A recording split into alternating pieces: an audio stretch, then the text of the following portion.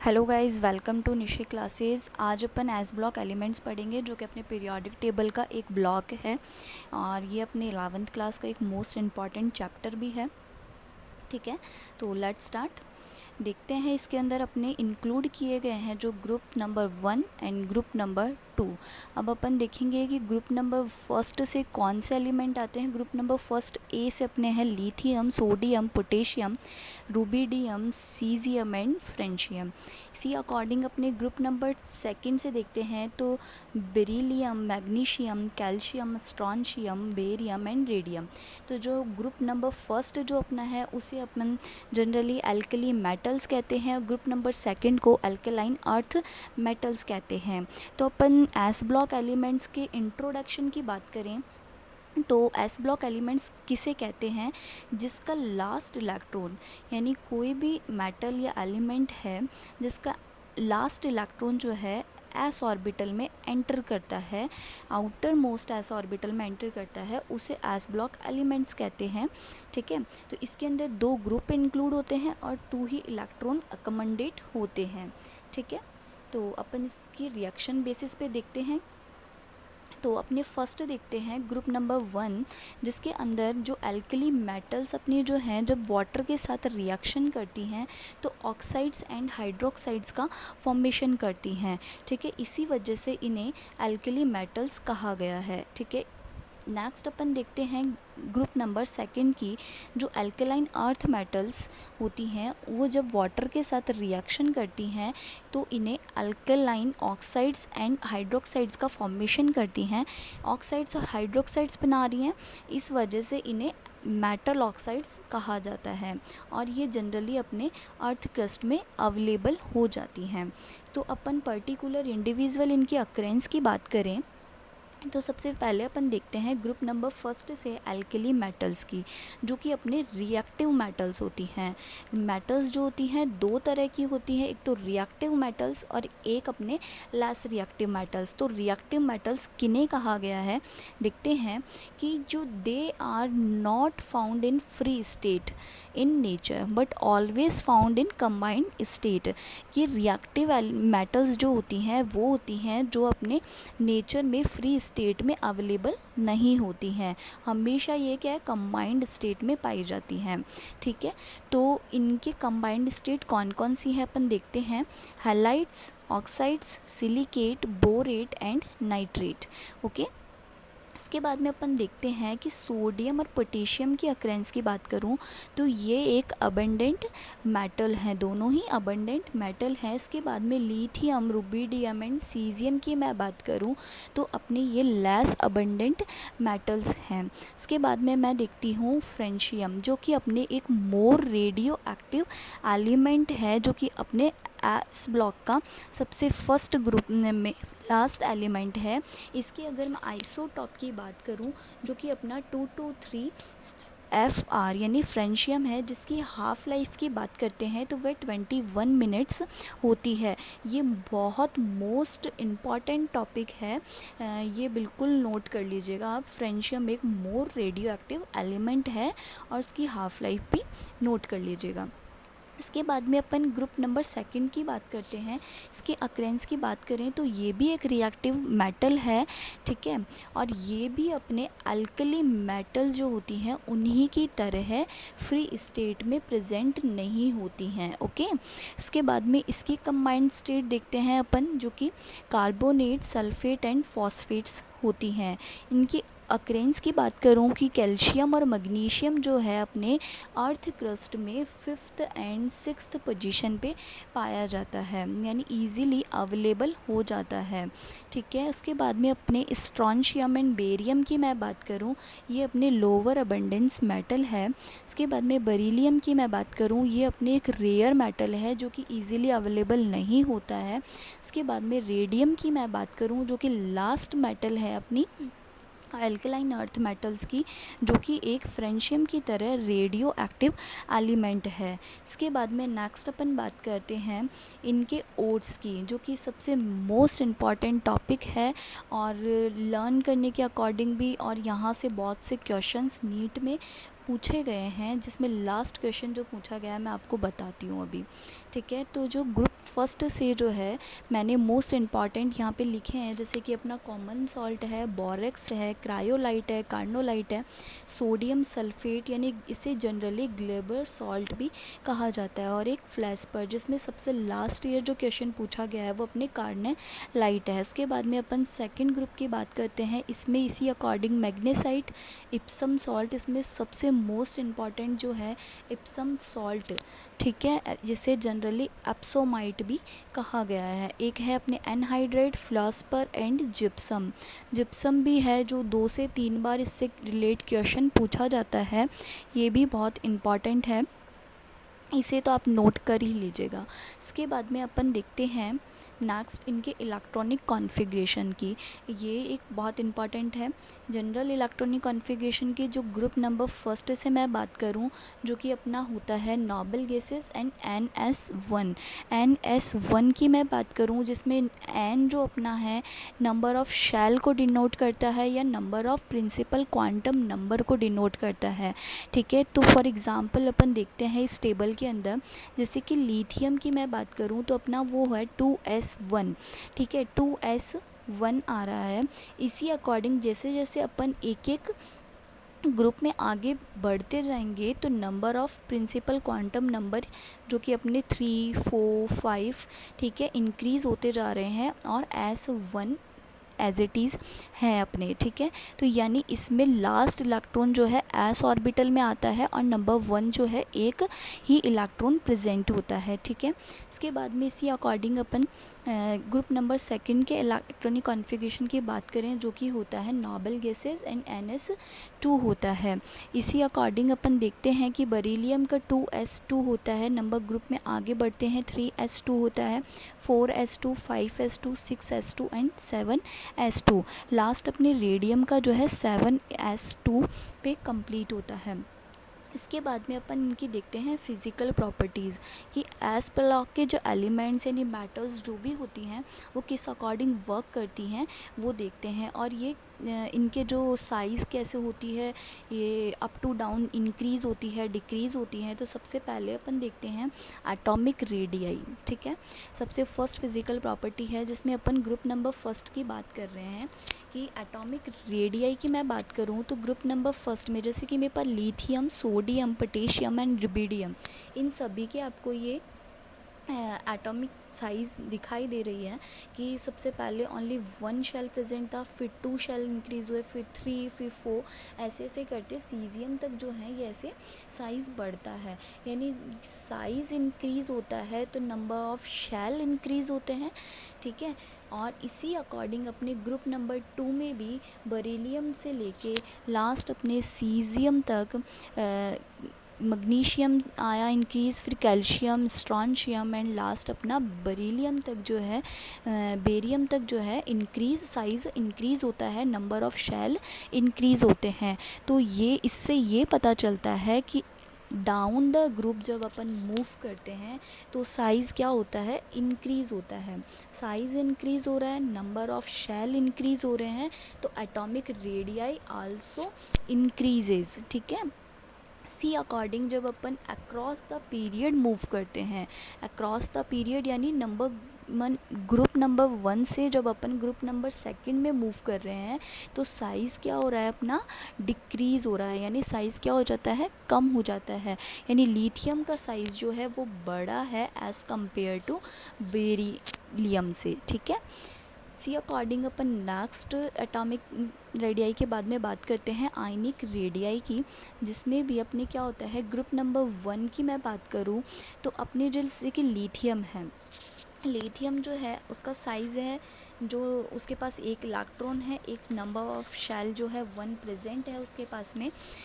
तो अपने जो इसका पेरेंट एटम की मैं बात करूं तो इसका आपको सामने नज़र आ रहा है इसका पेरेंट एटम, ठीक है। तो ये इसका जो पेरेंट एटम है उसकी साइज़ बड़ी होती है एज़ कम्पेयर टू अपने कटायन से। ऐसा क्यों होता है कि पेरेंट एटम जो होता है उसमें नंबर ऑफ़ शेल इंक्रीज़ है, यानी नंबर ऑफ़ शेल एक और है, और इसमें जैसे ही एक इलेक्ट्रॉन मूव मूव होगा, पॉजिटिव चार्ज लिथियम गेन करेगा। तो जब इस पे पॉजिटिव चार्ज आता है तो इसका जो न्यूक्लियस है, ठीक है, इसका जो न्यूक्लियस है उसको अपनी ओर अट्रैक्ट करने लगता है, क्योंकि न्यूक्लियस की पावर बढ़ने लगती है तो वह उसे अपनी ओर अट्रैक्ट करने लगता है, जिससे इसकी साइज़ श्रिंक होती है और ये साइज़ में छोटे हो जाते हैं। इसीलिए पेरेंट एटम जो होते हैं ग्रेटर देन होते हैं एज ए कटायन। ओके, उसके बाद में अपन देखते हैं कि इसी अकॉर्डिंग ग्रुप नंबर 2 की मैं बात करूं तो अपने वही बेरिलियम की बात करते हैं। बेरिलियम में भी उसी की साइज़ बड़ी होती है जब वो अपने 2 इलेक्ट्रॉन रिमूव कर देता है। जब +2 चार्ज गेन कर लेता है तो उसकी साइज़ छोटी हो जाती है। यानी जनरली अपन बोलें पेरेंट एटम जो होता है वो बड़े होते हैं साइज़ में as compare to M+ ion के। इसीलिए ये चीज़ कही जाती है, जैसे कि एक बार फॉर एग्ज़ाम्पल मैं बात करूँ लिथियम जो है उसकी आयनिक रेडियाई की मैं बात करूँ तो जो अपनी होती है 152 pm होती है।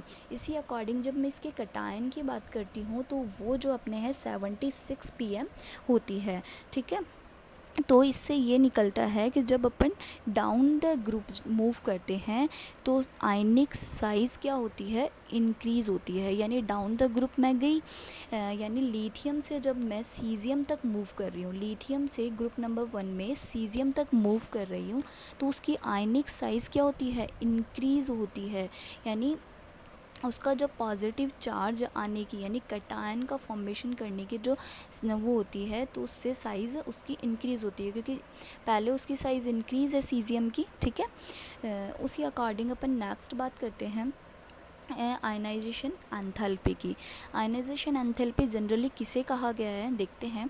Ionization enthalpy is defined as the energy required to remove complete outermost electron from a gaseous atom in its ground state. यानी ये ऐसे बोल रहा है, आपको एक चीज़ समझनी होगी कि जैसे कि मेरे पास एक एलिमेंट है या मेटल है, जैसे कि लिथियम मेरे पास प्रेजेंट है, उससे जब मैंने उसका एक लास्ट जो इलेक्ट्रॉन उसके पास प्रेजेंट है उसको जब मैंने मूव किया तो वो उस पर प्लस चार्ज आ गया, यानी लिथियम प्लस का फॉर्मेशन किया।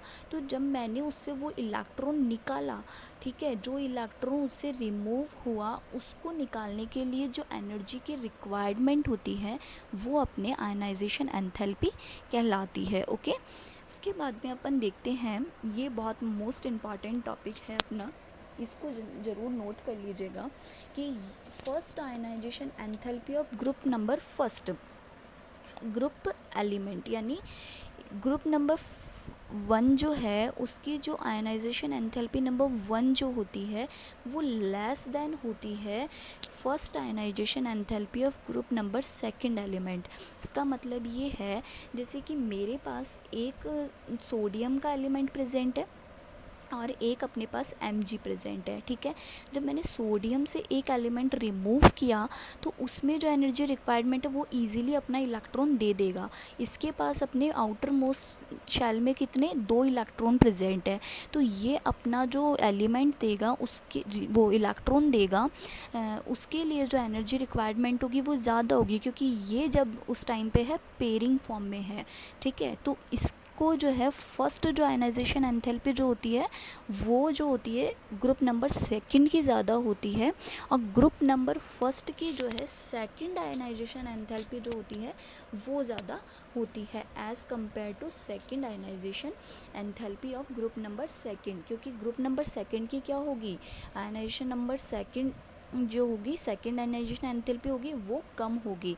इसलिए ये चीज़ जो है बहुत इम्पॉर्टेंट है, इसको मैं स्टार बता रही हूँ, आप लोग देख लीजिएगा। ठीक है, इसके बाद में अपन एक डायग्राम बेसिस पे इसको देखते हैं। जैसे ग्रुप नंबर 1 की मैं बात करूं, जब down the group upon move कर रहे हैं, इसी अकॉर्डिंग ग्रुप नंबर 2 में अपन डाउन द ग्रुप यानी बेरिलियम टू बेरियम तक मूव कर रहे हैं तो साइज़ बढ़ रहा है, और यदि साइज़ इंक्रीज़ होता है तो अपने आयनाइजेशन एंथैल्पी जो होती है वो डिक्रीज़ होती है। साइज़ बढ़ेगा, आयनाइजेशन एंथैल्पी डिक्रीज़ होगी। ठीक है, तो अपन देखते हैं जब डाउन द ग्रुप जाएंगे आयनाइजेशन एंथैल्पी डिक्रीज़ हो रही है। क्यों? क्योंकि आयनाइजेशन एंथैल्पी ये अपना इलेक्ट्रॉन जो है ईजीली नहीं देगा। सबसे ज़्यादा आयनाइजेशन एंथैल्पी किसकी, जिसका साइज़ जितना छोटा होगा उसकी आयनाइजेशन एंथैल्पी उतनी ज़्यादा होगी। इसीलिए बेरिलियम की आयनाइजेशन एंथैल्पी ज़्यादा होती है और लिथियम की कम होती है, क्योंकि उसका साइज़ छोटा है और लिथियम का साइज़ थोड़ा सा बड़ा है। इसलिए जब डाउन द ग्रुप जाते हैं तब तो आयनाइजेशन एंथैल्पी डिक्रीज़ होती है। सबसे ज़्यादा आयनाइजेशन एंथैल्पी किसकी होगी, सीज़ियम की, क्योंकि उसका साइज़ बहुत बड़ा है। ठीक है, सबसे ज़्यादा तो किसकी हो रही है, सॉरी, लिथियम की। तो जिसका साइज़ सबसे छोटा है उसकी आयनाइजेशन एंथैल्पी सबसे ज़्यादा होगी, जिसका साइज़ सबसे बड़ा है उसकी आयनाइजेशन सबसे कम होगी। ठीक है, क्योंकि वो अपना इलेक्ट्रॉन इजीली डोनेट कर देगा, इजीली रिमूव कर देगा। ओके, सी अकॉर्डिंग देखते हैं, जैसे कि आपको एक फॉर्मूला नज़र आ रहा होगा, ionization enthalpy is inversely proportional to 1 size, यानी साइज़ बढ़ेगा तो आयनाइजेशन एंथैल्पी कम होगी, साइज़ बढ़ेगा तो आयनाइजेशन एंथैल्पी कम होगी, साइज़ छोटा होगा तो आयनाइजेशन एंथैल्पी ज़्यादा होगी। ठीक है, इसके बाद में नेक्स्ट अपन बात करते हैं हाइड्रेशन एंथैल्पी की। हाइड्रेशन एंथैल्पी किसे कहते हैं, hydration reaction is a chemical reaction in which a substance combined with water, this process is known as hydration. यानी हाइड्रेशन तो अपन किसे कहते हैं, जैसे कि मेरे पास सोडियम प्रेजेंट है, उसको जब मैंने वाटर के अंदर डाला तो वो एक केमिकल रिएक्शन शो करता है। ठीक है, फिर वो अपने आप को क्या करता है, वाटर के साथ बाइंड करने की कोशिश करता है, लेकिन आप बोलेंगे ब्लास्ट होता है, ब्लास्ट होता है वही एक केमिकल रिएक्शन है। ठीक है, तो वो अपने आप को उस टाइम पे क्या करता है, वाटर के साथ रिएक्शन करने के लिए यूज़ करता है। ठीक है, तो इसी प्रोसेस को अपन क्या करते हैं, हाइड्रेशन कहते हैं, और इसके लिए जो अपन को एनर्जी की रिक्वायरमेंट होती है वो अपने इसकी एंथैल्पी यानी एनर्जी कहलाती है। तो अपन एक बार डायग्राम से देखते हैं इसको। आपको जो ये सामने डायग्राम दिखाई दे रहा है, जैसे कि सोडियम जो अपने प्लस चार्ज के फॉर्म में आ गया, उसके बाद में ये अपने चारों तरफ वाटर के मॉलिक्यूल इससे इंटरैक्ट हो गए यानी बाइंड हो गए हैं। ठीक है, तो ये जितना छोटा अपने मॉलिक्यूल होगा, मेटल होगा, जितना छोटा मेटल होगा उससे उतने ही सारे वाटर के मॉलिक्यूल इजीली बाइंड हो पाएंगे, और जितना बड़ा अपना मेटल होगा उतने ही कम उससे वाटर के मॉलिक्यूल बाइंड हो पाएंगे। तो आप देखते हैं जैसे कि सामने hydration enthalpy is inversely proportional to 1 size of cation, यानी कैटायन का साइज़ जितना ज़्यादा होगा हाइड्रेशन एनर्जी जो होगी, हाइड्रेशन एंथैल्पी जो होगी वो उतनी ही कम होगी। साइज़ जितना कम होगा हाइड्रेशन एंथैल्पी उतनी ही ज़्यादा होगी, यानी ये बढ़ेगी तो ये घटेगी, ये बढ़ेगी तो ये घटेगी। ठीक है, और इसके अंदर अपन बात करते हैं ग्रुप नंबर फर्स्ट से कि किसकी हाइड्रेशन एंथैल्पी ज़्यादा होती है। तो आप देखते हैं कि सबसे ज़्यादा लिथियम प्लस की हाइड्रेशन एंथैल्पी सबसे ज़्यादा है और सीज़ियम की सबसे कम होती है। ठीक है, जो कि अपने साइज़ के बढ़ने के साथ में कम होती जाती है। ठीक है, इसी अकॉर्डिंग अपन सेकंड ग्रुप की बात करते हैं। बेरिलियम से बेरियम तक जब मूव करते हैं तो उसकी भी बेरिलियम की साइज़ जो होती है वो बड़ी होती है कैटायन की।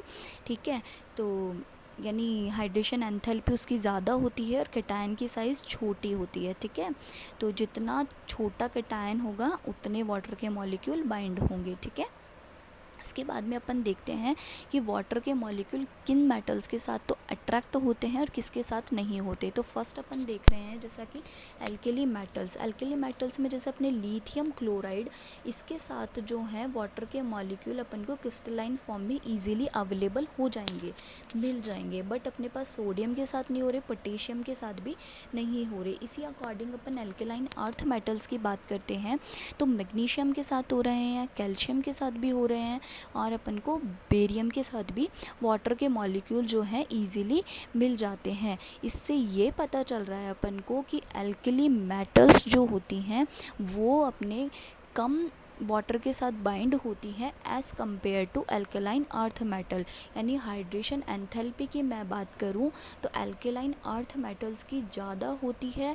जब अपन डाउन द ग्रुप मूव करते हैं यानी लिथियम से सीज़ियम की तरफ जाते हैं तो हाइड्रेशन एंथैल्पी जो होती है वो कम होती है।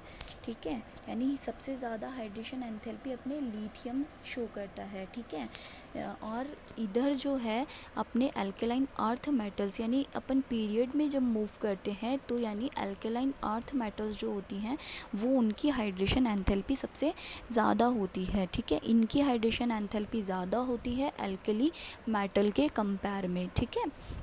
फिर उसके बाद में अपन देखते हैं ऑक्सीडेशन स्टेट, जो कि अपना फिफ्थ फिज़िकल प्रॉपर्टी है। तो अपने अल्कली मेटल्स जो हैं उनकी +1 ऑक्सीडेशन स्टेट होती है और इनकी +2 ऑक्सीडेशन स्टेट होती है। जैसा कि अपन लास्ट में देख के आ चुके हैं कि ये NS1 ऑक्सीडेशन इलेक्ट्रॉनिक कॉन्फ़िगरेशन रखते हैं और ये जो हैं अपने NS2 इलेक्ट्रॉनिक कॉन्फ़िगरेशन रखते हैं, यानी इनके आउटर मोस्ट शेल में एक इलेक्ट्रॉन प्रेजेंट होता है, इसके आउटर मोस्ट आस ऑर्बिटल में +2 यानी 2 इलेक्ट्रॉन प्रेजेंट होते हैं जो कि ईज़िली रिमूव हो जाते हैं, इसलिए इस पे +1 चार्ज होता है और इन पे +2 चार्ज होता है, इसलिए इनकी ऑक्सीडेशन स्टेट भी यही होती है।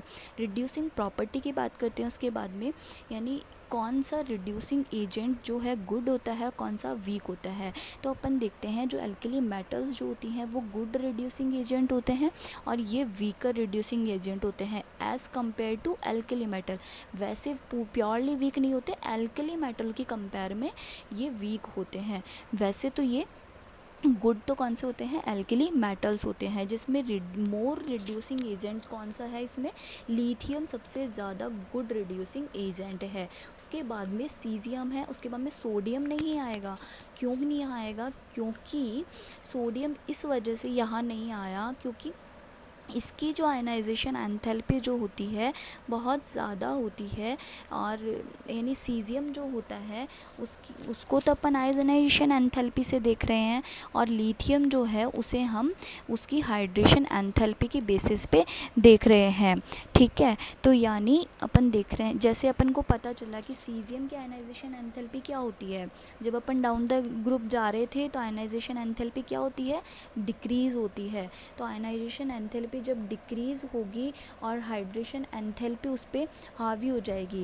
हाइड्रेशन एंथैल्पी किसकी ज़्यादा है, जिसका साइज़ सबसे ज़्यादा छोटा होगा उसकी हाइड्रेशन एंथैल्पी उतनी ही ज़्यादा होगी। तो ये तो अपने हाइड्रेशन एंथैल्पी को शो कर रहा है और ये जो है अपनी आयनाइजेशन एंथैल्पी को शो कर रहा है, ठीक है। इसके बाद में नेक्स्ट अपन बात करते हैं मेटालिक कैरेक्टर। अब मेटालिक कैरेक्टर क्या होता है आप ऐसे सोचेंगे, ठीक है। तो मैं मेटालिक कैरेक्टर की जब बात करूं तो मेटालिक कैरेक्टर वही है जो अपना इलेक्ट्रॉन इजीली दे दे किसी को, वही अपने मेटालिक कैरेक्टर को शो करते हैं, वो ही मोर मेटालिक होते हैं। जैसे कि अल्कली मेटल्स की मैं बात करूं ये मोर मेटालिक होते हैं और अपने अल्कलाइन अर्थ मेटल्स जो होते हैं वो लेस मेटालिक होते हैं। इलेक्ट्रो पॉजिटिव कैरेक्टर की मैं बात करूं अब इनके, तो कौन अपना ईजीली जल्दी से इलेक्ट्रॉन दे देगा, ये अपनी ग्रेट टेंडेंसी रखते हैं क्योंकि इनके पास एक ही इलेक्ट्रॉन अवेलेबल होता है तो अपना इलेक्ट्रॉन इजीली डोनेट कर देते हैं। और ये क्या होते हैं, लेस इलेक्ट्रोपॉजिटिव होते हैं क्योंकि ये इनका जो आउटर मोस्ट शेल में जो इलेक्ट्रॉन होते हैं वो पेयरिंग फॉर्म में होते हैं, यानी 2 इलेक्ट्रॉन प्रेजेंट होते हैं, तो इनको इलेक्ट्रोपॉजिटिव होने में बहुत टाइम लगता है as compare to alkali metals.